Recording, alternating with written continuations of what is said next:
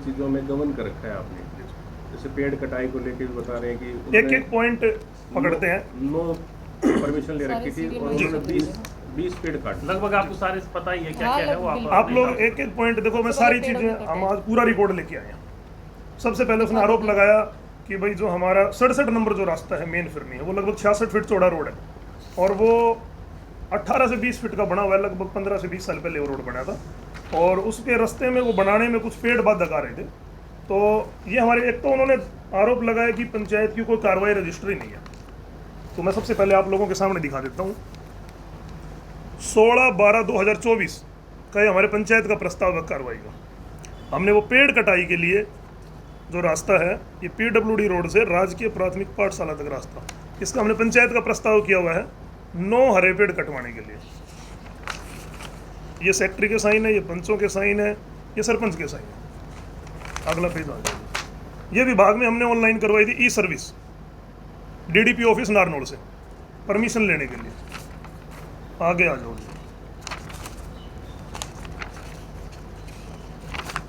ये video blog से letter है, बाकायदा वहाँ रजिस्टर में चढ़े हुए नंबर लगे हुए हैं इसके ऊपर।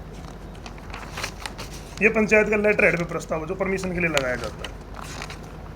ये पटवारी द्वारा उसका नक्शा बनाया हुआ है रास्ते का, 67 नंबर रास्ता है जी। आ जाओ जी। ये एक एफिडेविट लगती है सरपंच की तरफ से सेल्फ। ये 67 नंबर रास्ता है जी। ये पेड़ों की जो मोटाई चौड़ाई जो डिपार्टमेंट के लोग लेके जाते हैं वो मिनिमम बोली कहाँ से स्टार्ट करनी है वो डिपार्टमेंट तय करता है। वन विभाग 27,302 से बोली शुरू करनी होती है। मतलब मिनिमम इतने से नीचे तो बोली छूटनी नहीं चाहिए। हाईएस्ट जो बोली है इससे नीचे नहीं जानी चाहिए, इससे ऊपर ऊपर बोली छोड़ सकते हैं, इससे नीचे वो कैंसिल हो जाती है बोली। ये विभाग ने परमिशन दी हुई है हमें डिपार्टमेंट में। उसके बाद पेड़ों की बोली लगी है। ये पंचायत का पट्टा रजिस्टर है, इसकी ओरिजिनल रजिस्टर मेरे पास रखे हैं। आप लोग ओरिजिनल कहोगे तो मैं ओरिजिनल दिखाता हूँ।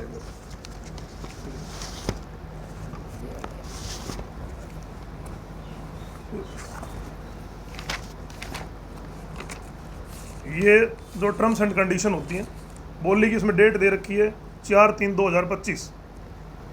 ये जो नियम और कायदे कानून के आधार पर बोली लगती है। जो लोग बोली के ऊपर मौजूद थे उनके सिग्नेचर हैं। जिन लोगों ने बोली लगाई है उनके नाम, उनके पिताजी के नाम, उनका गांव, उनके मोबाइल नंबर और ये जमा राशि जो शुरू में करवाई जाती है 10,000 रुपये, ये उनके सिग्नेचर। किस किस ने कितनी बोली लगाई? 50,000 से बोली स्टार्ट हुई। ये पंचों के साइन, ये सरपंच के साइन। 1 लाख रुपए में हनुमान माजरा कला ने इस बोली को उठाया। पंचायत की रसीद, ये रसीद काट की दी जाती है, ओरिजिनल हनुमान के पास है। ये पंचायत का रिकॉर्ड है रसीद काट के 1 लाख रुपए की। उन्होंने आरोप लगाया कि न तो परमिशन मिली और पैसे गबन कर गया सरपंच। ये पेड़ों का जो जवाब है जी वो है। सरपंच साहब, पेड़ों में एक वीडियो में आपने कहा था कि कुछ पेड़ ज्यादा कट गए थे, उनके हमने रसीद मैं बताता हूँ। ठेकेदार को 9 पेड़ों की परमिशन हमने दे दी और 9 पेड़ों की हमने बोली लगा दी। वहाँ कुछ छोटी झाड़ियाँ नुमा कुछ पेड़ थे, उसने काटे। मैं बाहर था, मैडम भी बाहर थी और हमें शिकायत मिली कि भी ऐसे ऐसे मौके के ऊपर 5-6 पेड़ एक्स्ट्रा कटे हैं।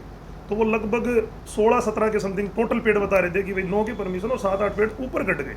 विभाग की तरफ से मेरे पास फ़ोन आया, गाँव में भी एक साथी का फ़ोन आया कि इतने पेड़ उन्होंने ठेकेदार ने एक्स्ट्रा काट दिए। उसके खिलाफ सुरेंद्र पंच ने खुद शिकायत लगाई और इस शिकायत के आधार पर डिपार्टमेंट ने अपनी कार्रवाई की। और सुरेंद्र पंच बार बार ये बोल रहा है कि ये पेड़ों की कटाई की जो फीस हो फरीदाबाद भरी जाती है और फरीदाबाद में केस बनता है, फिर सरपंच सस्पेंड होता है। पहले फरीदाबाद भरी जाती थी।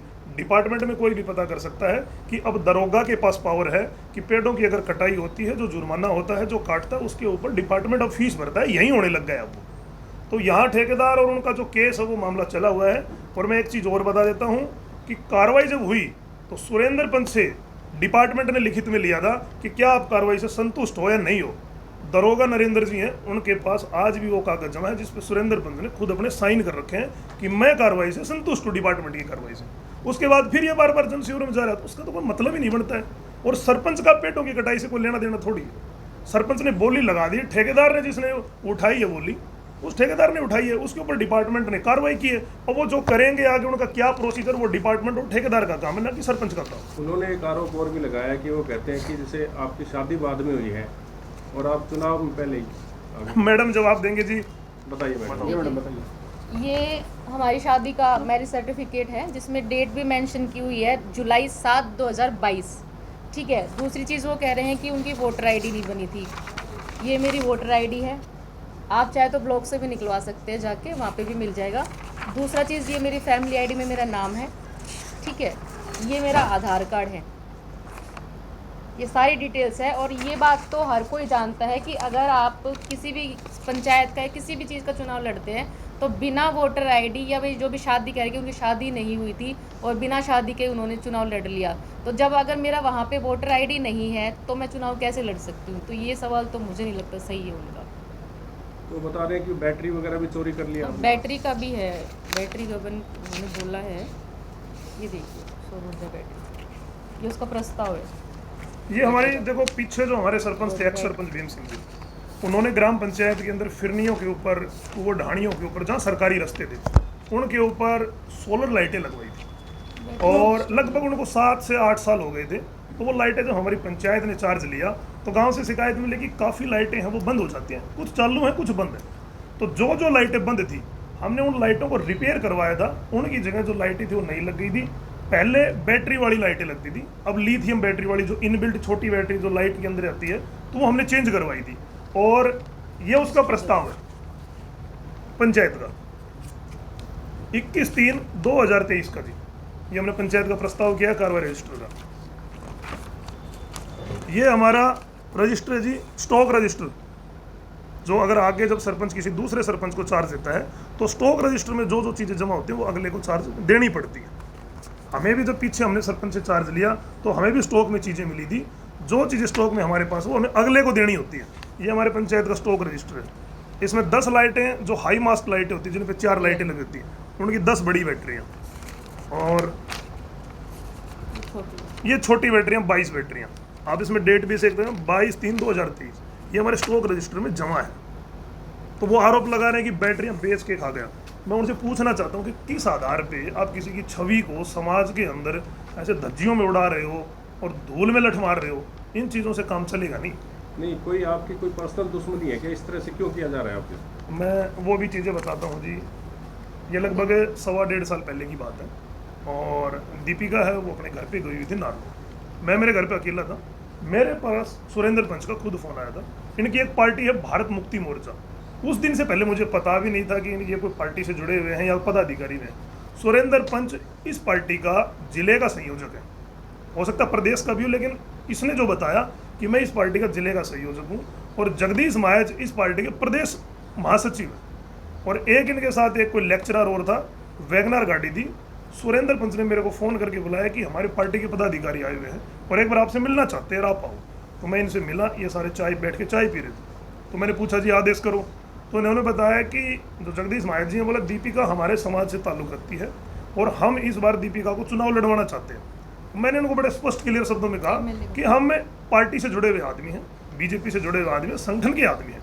उस टाइम न दीपिका के पास कोई पद था पार्टी का, न मेरे पास कोई पद था। हम पार्टी में बड़ी आस्था से लगे हुए थे। मैंने कहा कि पार्टी जिसको भी टिकट देगी हम बीजेपी में रहेंगे, बीजेपी के साथ जुड़े रहेंगे। तो उन्होंने चलते चलते मेरे को बोला कि सरपंच आप अपने जीवन की बहुत बड़ी गलती कर रहे हो, आप दीपिका को चुनाव लड़वाओ और पूरा खर्चा विधानसभा का एमएलए का हम उठाएंगे। मैंने इनको क्लियर मना कर दिया कि जी दोबारा ये प्रस्ताव मेरे पास लेके मत आना, भाईचारा आप सोबर आओ घर पे, आपका स्वागत है। कल इस बात के लिए मना कर रहा था वो, मैं तो नहीं गया। देखो वो तो कुछ भी मना कर देगा जी। 1.5 साल पहले इन्होंने खुद फ़ोन करके मेरे को बुलाया और मैं पूरा वाक्य बता रहा हूँ। वहाँ से ये मालड़ा सराय के सरपंच डॉक्टर पवन, मैंने उनके पास, इन्होंने खुद कहा कि मालड़ा में और मीटिंग करवाओ हमारी। मैंने मालड़ा सरपंच के पास फ़ोन किया, आप उनके बयान भी ले सकते हैं।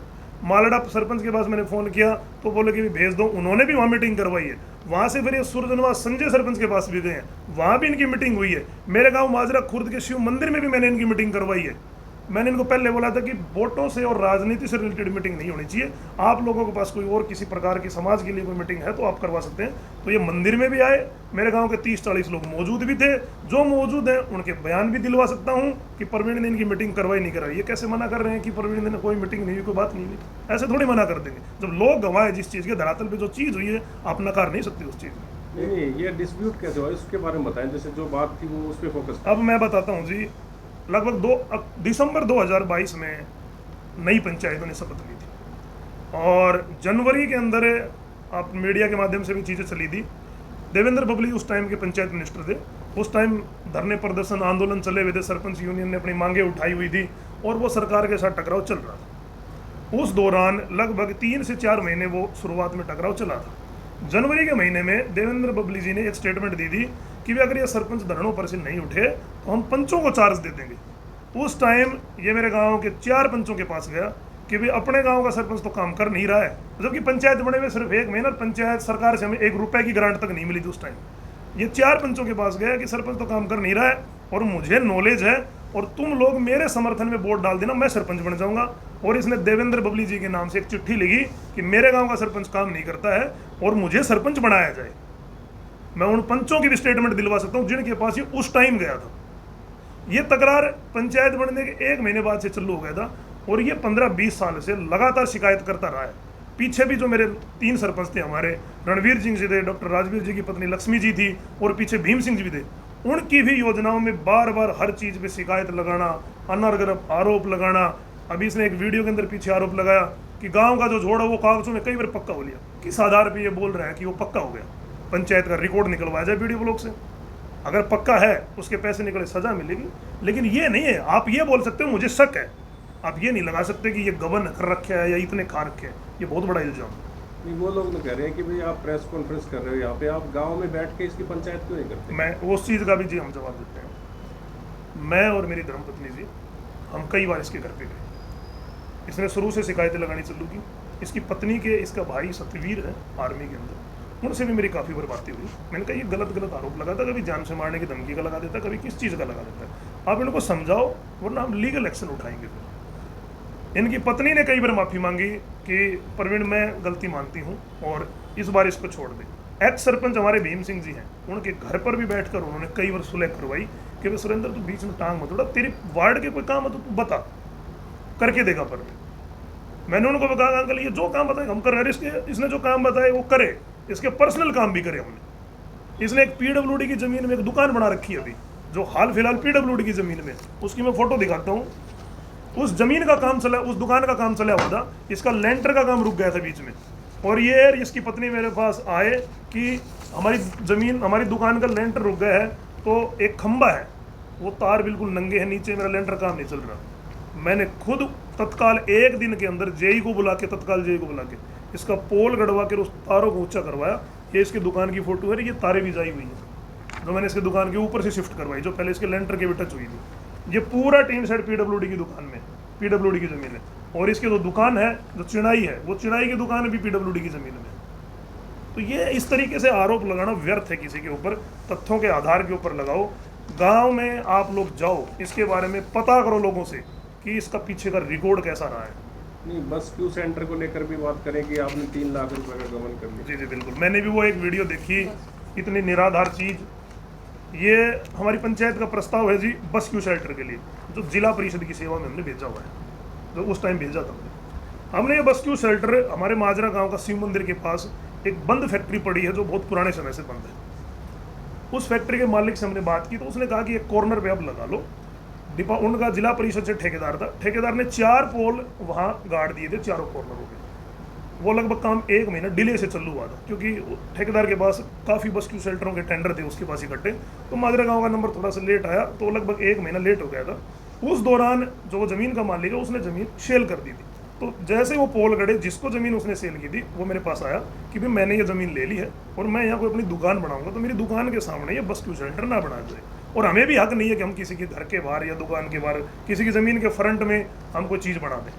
वहाँ से 4 पोल उखाड़ के माजरा खुर्द की ऑन रोड पंचायत लैंड लगती है माजरा चुंगी के ऊपर, वहाँ पर भी वो बस क्यू शेल्टर लगा हुआ है। वो पीडब्ल्यूडी की ज़मीन में लगा हुआ है, न कि पंचायत की ज़मीन में है। पीडब्ल्यूडी की ज़मीन में आप लोग मौके पे जाके देख सकते हैं, वहाँ लगा हुआ है। इसने बोला कि उसमें तो होटल खोल रखा है बस क्यू शेल्टर में। अब मौके पे जाओ, बस क्यू शेल्टर वहीं लगा हुआ है। ऐसे बस क्यू शेल्टरों में होटल खुलते हैं क्या कभी?